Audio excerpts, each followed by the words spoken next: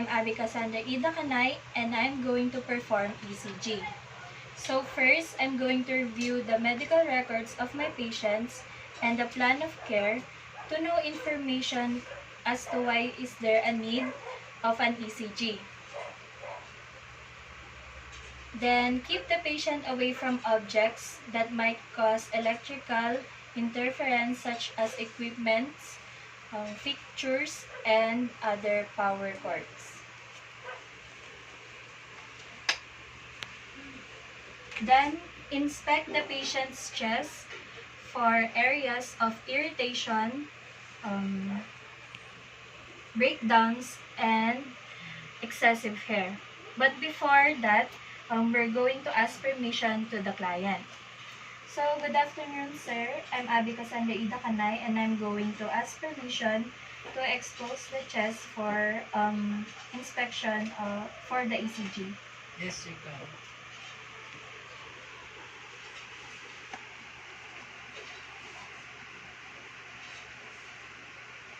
If there's an excessive hair, shave the hair, but ask permission to the clients first.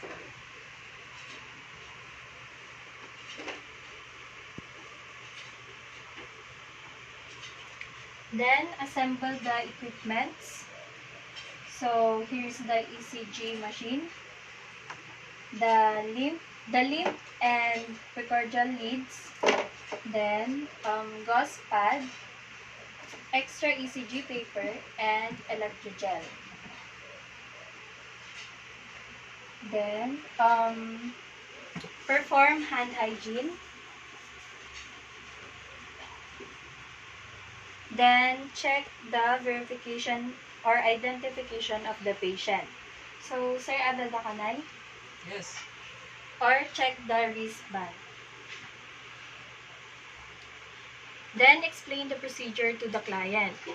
So, sir, I'm going to perform ECG. So, ECG is a way to monitor the conductivity of the heart. Then, to determine if the heart has failures or other complications. Then, during this procedure, I'm going to put extra wires on the chest, arms, and legs, but don't you worry, sir, because it won't do you any harm. Then, provide client's privacy. Then, position the client in a comfort. So, position the client in a supine position with arms on the sides and legs slightly apart.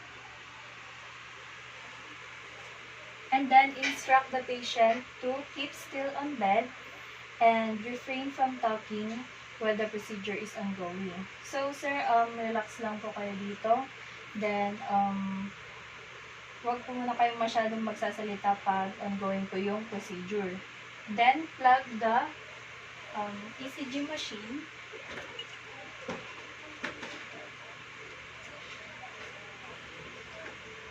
Then, we are now going to attach the limb leads on the extremities while the patient is lying on the bed. So, baba muna natin.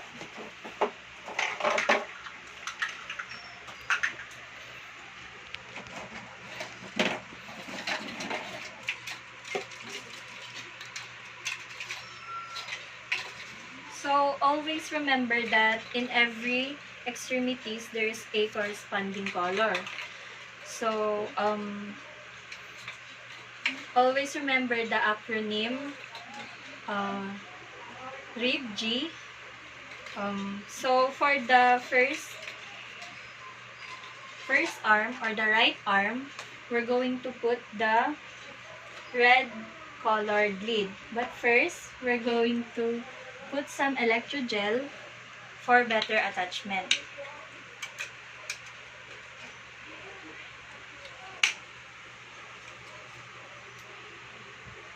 Then next is the left arm.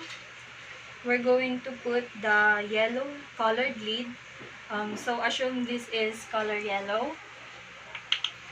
Then put.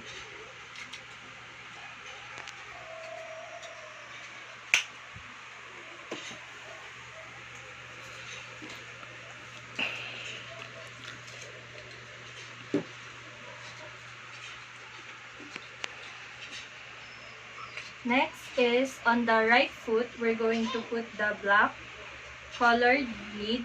So assume this is colored black.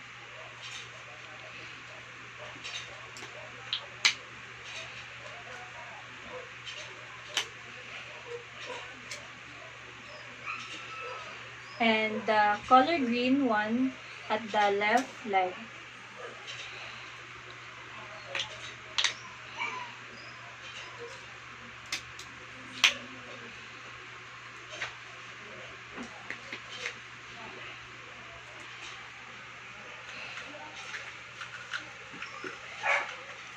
So we're now going to put the chest leads on the chest, but first we're going to ask permission to the client before exposing the chest. So sir, expose ko po ulit yung chest area nyo para sa paglagay ng mga leads for ECG. Yes, you can.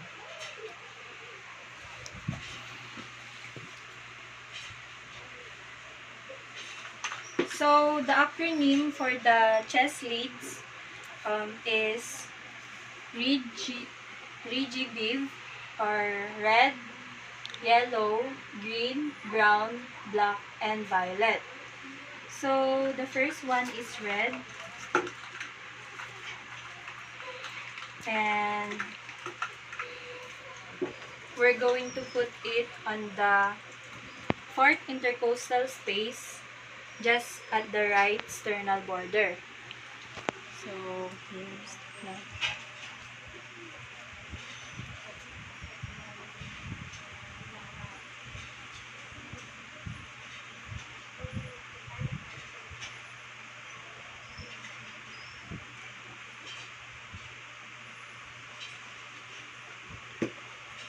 We're going to put some electrogel.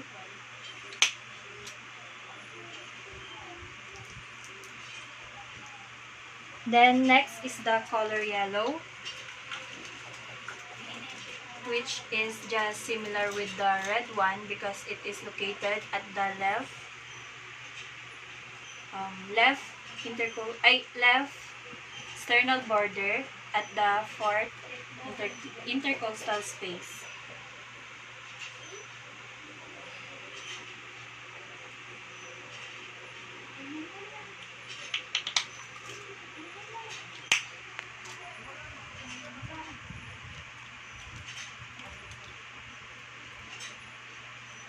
Then next is the V4 or the brown one. We're going to skip first the V3 because we just can locate it when we put the V4. So V4 is located at the mid-clavicular line at the fifth intercostal space.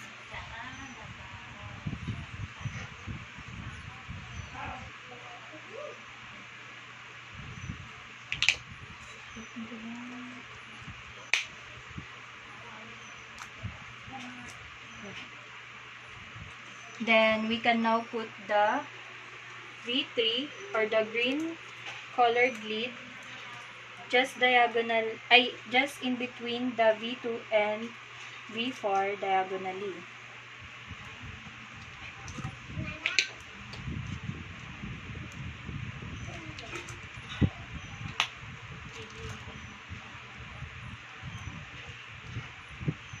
Then next is the V5, which is the color black lead. It is located at the anterior axillary line, which is in between the mid-clavicular and the acromion process.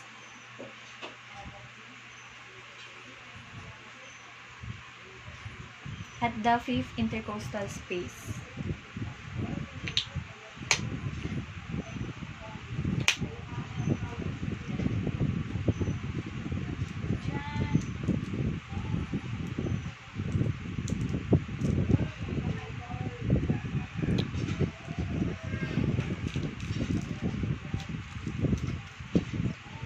Then the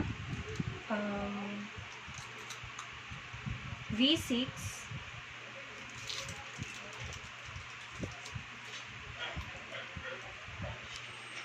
V6, which is located at the axillary line, mid-axillary line.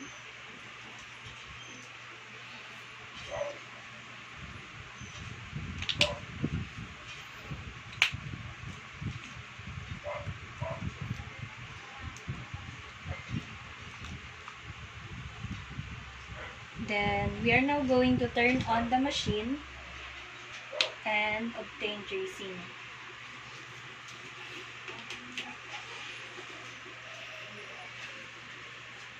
So we are now going to remove the chest slits first. Then we're going to wipe with a gauze pad.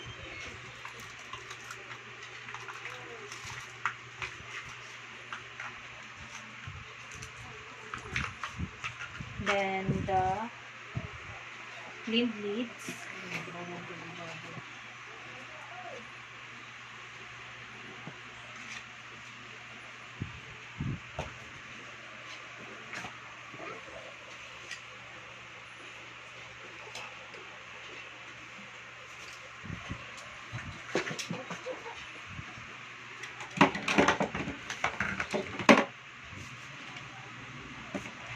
Then we are now going to document and write significant data like time, date, name, sex, VS. Thank you guys. Okay na.